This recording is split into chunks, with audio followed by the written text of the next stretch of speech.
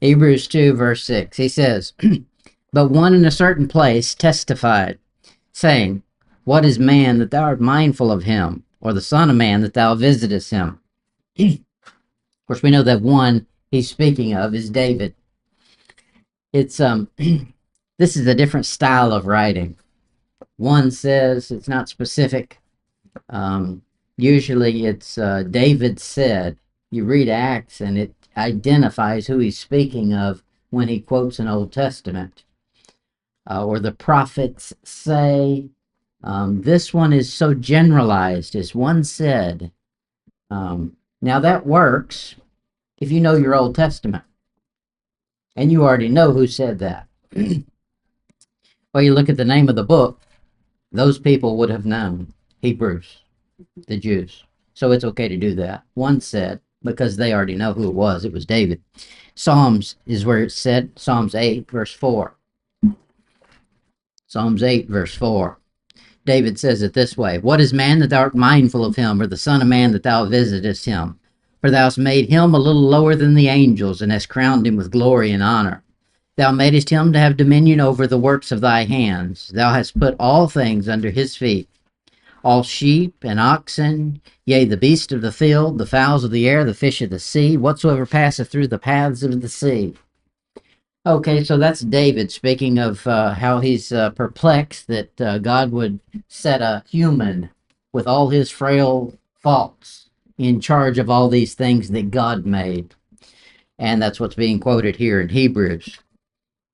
Hebrews has been talking about what? Angels.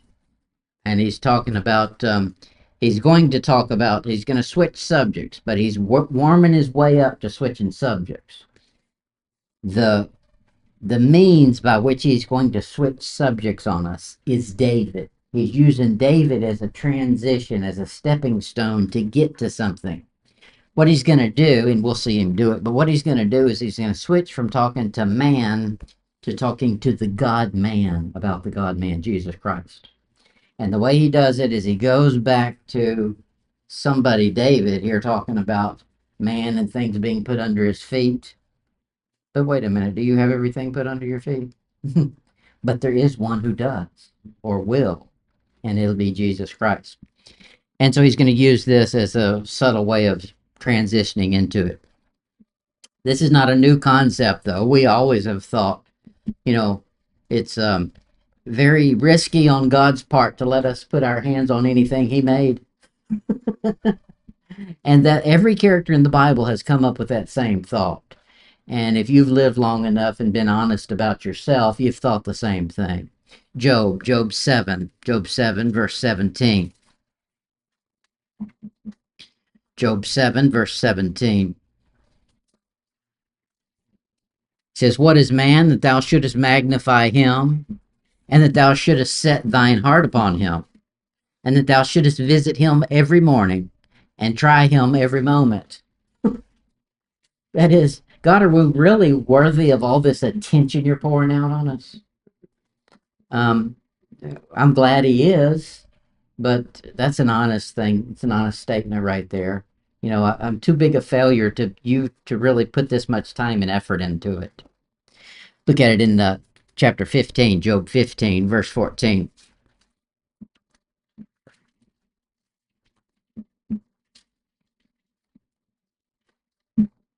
Job 15, 14. What is man that he should be clean? I wish some of them would. But he says, What is man that he should be clean? And he which is born of a woman that he should be righteous. That is, how could a human ever be as righteous as a holy God? That's an Old Testament perplexing question. Even though they could be righteous. And Job, in our book that we're reading here, is said to be a perfect man. Okay, he was righteous. He had all of the righteousness of the law, because if he broke one, he gave the sacrifice to cover for it. That puts him back to square one, and he's righteous again. They had a lot of stops and starts in the Old Testament. That's the difference between us. We're righteous perpetually because we're in the one who's perpetually righteous, Jesus Christ. Look at it in Psalm 144, Psalm 144, verse 3. We've seen David give us the exact quote that we saw in Hebrews, but here he's going to allude to the same thought. Psalm 144, verse 3. Lord, what is man that thou takest knowledge of him, or the son of man that thou makest account of him? That is, you're putting a lot of work in and you're keeping careful notes up there. Do you think we're really worth all that? Isaiah 40, verse 17.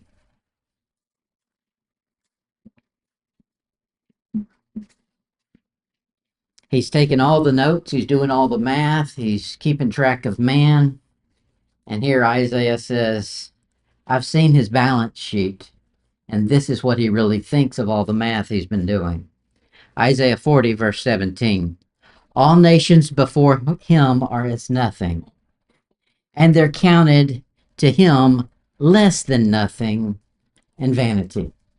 That is, he's done the math and he's not found anybody that's worthy. Now, we're about to find somebody who's worthy. In Hebrews, he's going to switch into talking about Jesus Christ, the last Adam. He said in our verse, in Hebrews 2, verse 6, he says, what is man that thou art mindful of him, or the Son of Man that thou visitest him? Okay, the Son of Man. This is a title that Jesus was used in the Gospels many times. That's a human title, Son of Man. That is, you have a human genealogy. Now, he's also Son of God, a heavenly genealogy, a godly heritage, not like a cat. Just hiss at it and he'll move.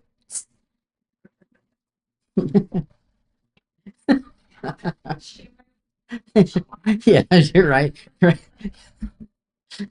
Wow. Genesis. Yeah. That's right. Genesis 50, verse 24. Genesis 50, verse 24.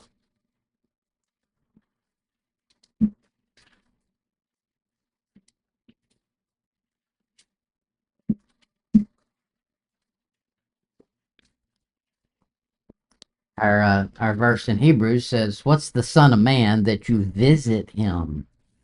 That is, you come make a visit. Now, I take it as literal. He comes down and visits. God's always done that. There's nothing to hinder him from coming down here. He made all this mess. He can come visit it anytime he wants. He doesn't have to get anybody's permission to do it. Genesis 50, verse 24.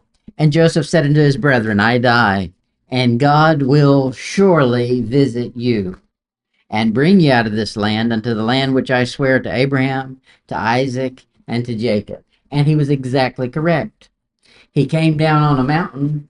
It was such a traumatic event that the whole thing started quaking, and smoke and lightning was coming around. He said, if anybody gets close to this mountain, they'll die. He really did visit, and he said he was going to. Our passage in Hebrews is saying, why does man have any value that you would actually condescend to come down here? Job 25, verse 6.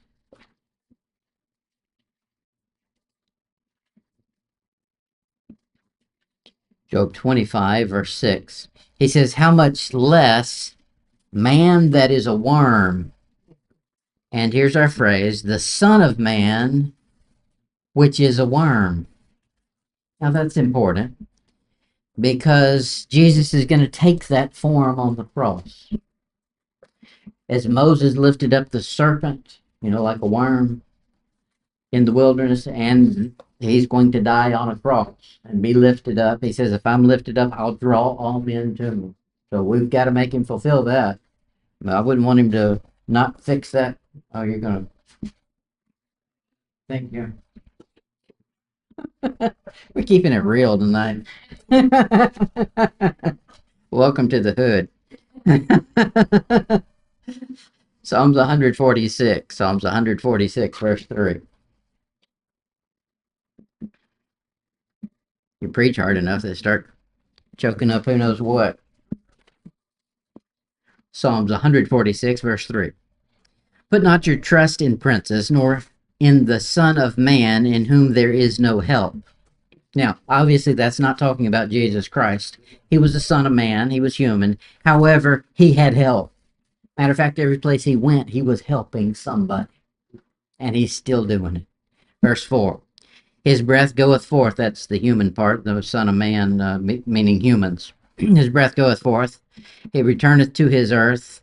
In the very day his thoughts perish. In that very day. Can't read. Isaiah 51:12. Isaiah 51:12, he says, I, even I, am he that comforteth you. Who art thou, that thou shouldest be afraid of a man which shall die, and of the Son of Man which shall be made as grass?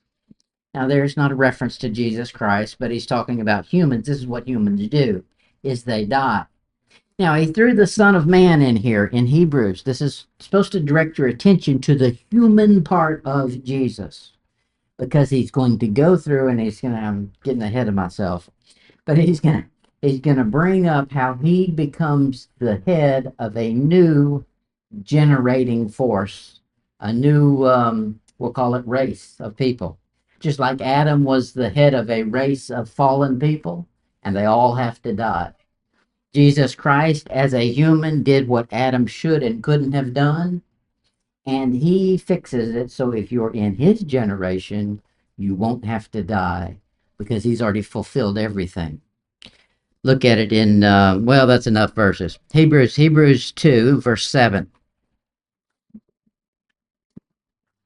He says, Thou madest him a little lower than the angels. Do you feel a little lower than the angels? I think I'm way off from the angels. Thou crownest him with glory and honor, and didst set him over the works of thy hands. Okay, he says there's great honor that God's placed on humans. And he said there is something above us. It's angels.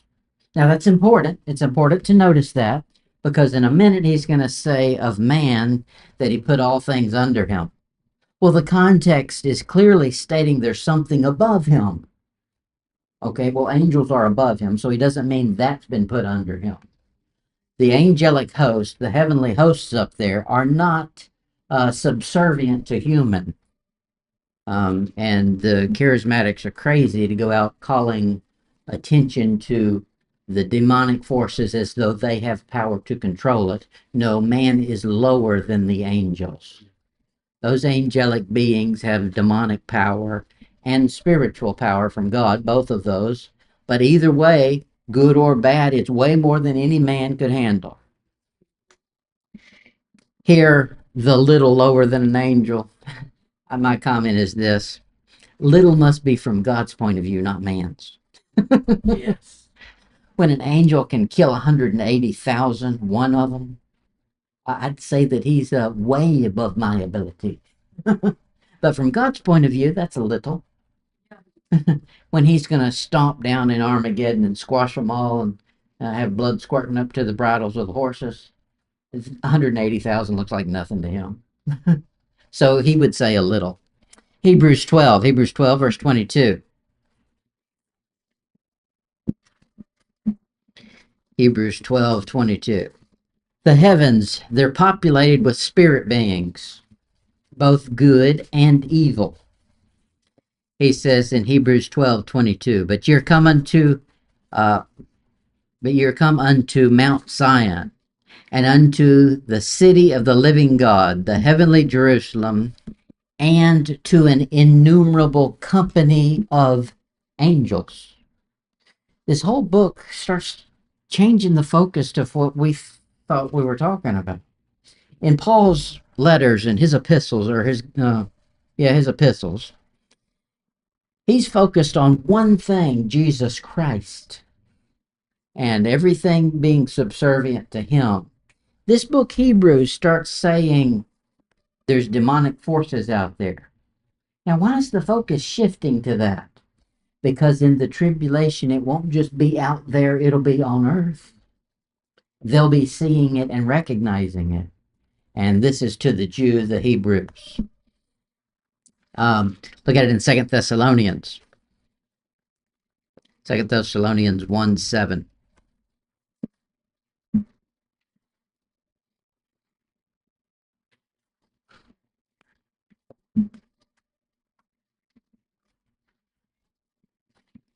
These all of these spiritual beings out there are more powerful than man, but way less powerful than the Almighty. That's why he's called the Almighty. He says in 2 Thessalonians 1:7, and you are troubled, rest with us, when the Lord Jesus shall be revealed from heaven with his mighty angels. Not with his bride, not with the saints of the patriarchs. No, angels. This book is focused on something different than the rest of the Bible seems to be. He's shifting doctrinally to a time period when angelic beings will be roaming the earth, and it'll be known. You can't read past the first 3 chapters of Revelation before running into 7 angels. Okay, so angelic things are going to be literal and known. Look, God tells us that these angelic beings are ministers. His are that He sent out, and He sent them on messages and missions that they have to accomplish for Him.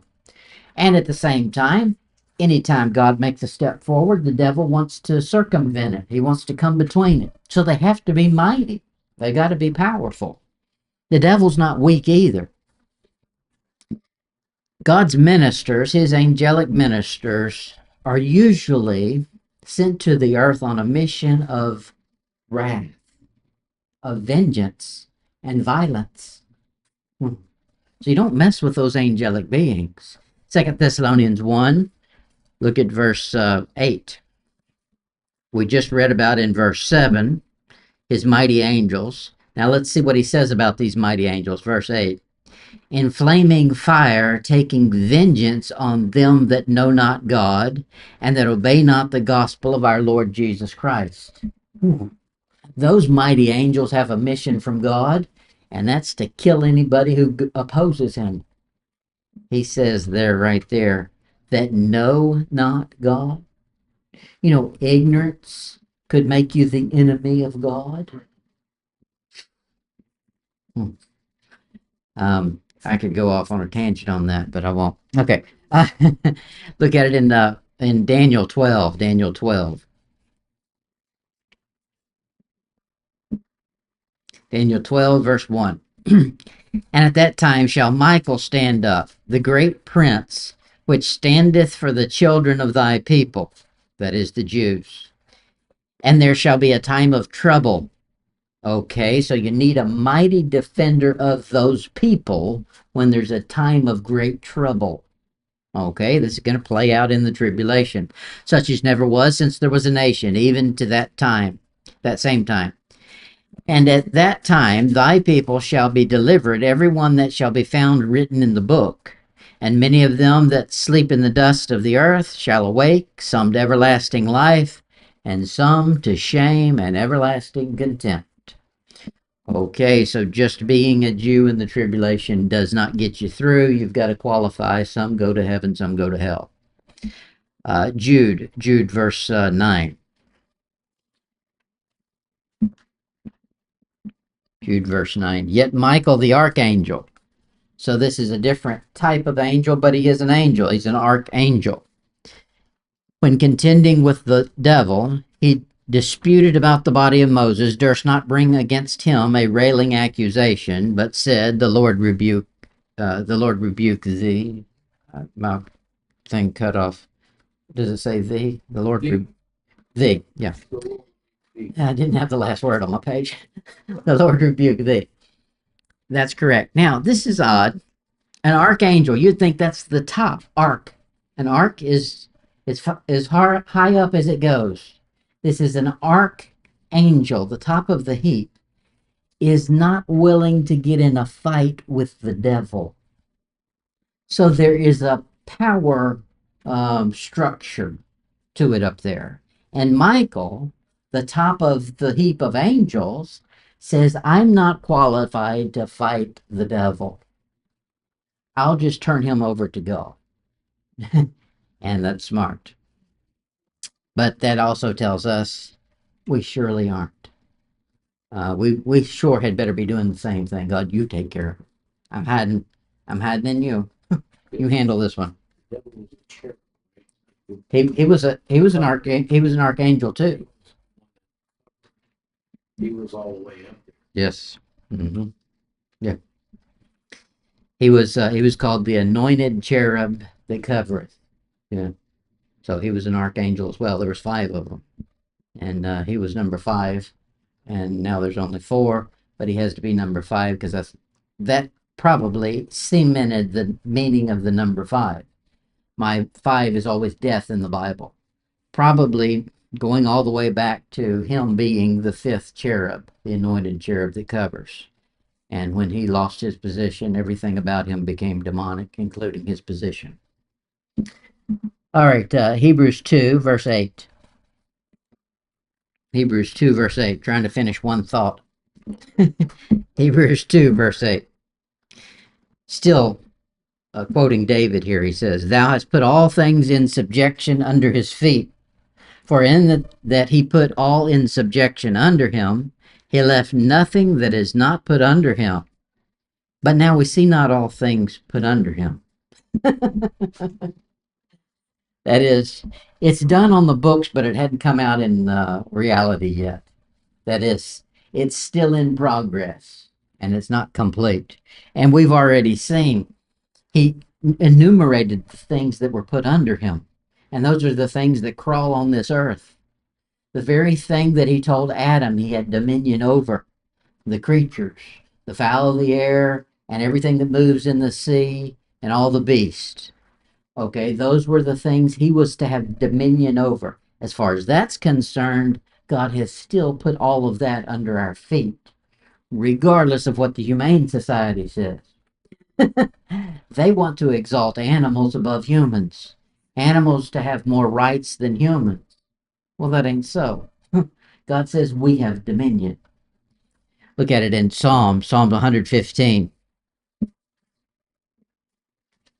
Psalm 115, verse 16. Now I'm mad at NASA. Psalm 115, verse 16. The heaven. Okay, that's where birds fly. Even the heaven of heavens. So you've got three heavens, our atmosphere. Now, probably he's not referring to our atmosphere where birds fly, because he told Adam he had dominion over that. He's probably talking about the one above it, and then he says heaven of heavens, plural. So then he's referring to the throne room of God. Okay. So the two heavens above ours, he says, are the Lord's. That is, God controls that. You can't put your hand on it. He says, but here's the opposite. The earth hath he given to the children of men. So, I don't know if anybody ever made it to outer space or not. I doubt it. But if they did, it was demonic because they have no business being up there. He says the earth is what he gave to the children of men. If they made it up there, they've entered in and they've come up another way, and they didn't come in because the shepherd called them. Jesus says, I'm the good shepherd. I call my sheep and they come up. That's the heaven of heavens and the heavens. So there's two of them. You can't get through one to get to the other one without him speaking. Now, there is somebody who has to do that on a regular basis. You found him in Job. There's a time when the sons of God have to present themselves before the Lord. All beings, all spiritual beings, according to that verse, are subject to who? God. But the earth he made subject to man. So if all the other things are subject to God, all the beings that are in both the throne room and heaven are subject to God. And just like we find in Job at least twice, he says they have to present themselves. And when they present themselves, Satan has to show up as well. And they have to give account. So if that means he's told us in John 10 that the thief comes just to steal and to kill and destroy. He says, my sheep hear my voice and they come to me. I'm the door and they can come in through the door. He says, anybody else has to come up another way. They're a thief and a robber. Well, what would that be? Somebody does have to come up. There's a time appointed when the sons of God have to present themselves and the devil as well. That's not ended. That's still ongoing, and it will happen again at our judgment seat of Christ. The accuser of the brethren will be there. Well, he's got to get there some way. He's got to come in another way. He's got to sneak in through the window. I mean, really, because heaven has windows. He's got to come up another way. He can't come through the door, but he'll be there. He says, the earth, that's what man has, the sons of God. That's what, or the Son of Man. That's what we have. We've got control of this globe. We're not supposed to be putting our fingers on anything else. That's for the supernatural beings to handle, and God controls that. Look at it in Romans 16. Romans 16, verse 20.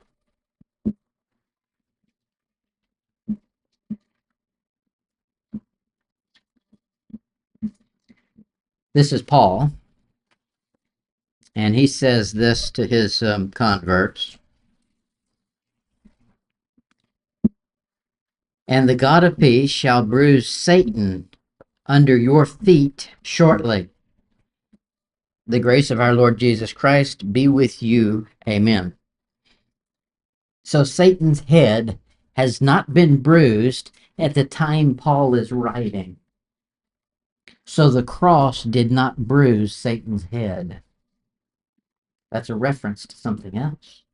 Because Paul's saying that's still a future event, and you'll be around for it. Now, when are his converts going to be around to bruise Satan's head? Have to be the second advent, and we'll be there with them. So when he comes back to land on the devil and crush him, we come with him. Look at it in, other than that, you keep your hands off of the supernatural. But when you're with him and he's doing it, you can line up behind him and say, yeah, we did it. Amen. 1 Corinthians 15. 1 Corinthians 15, verse 24.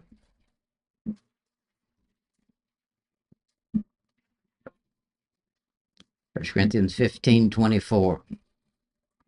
This is another strange thing I teach. I don't know that anybody else teaches this, but you go home and study it and see what you think.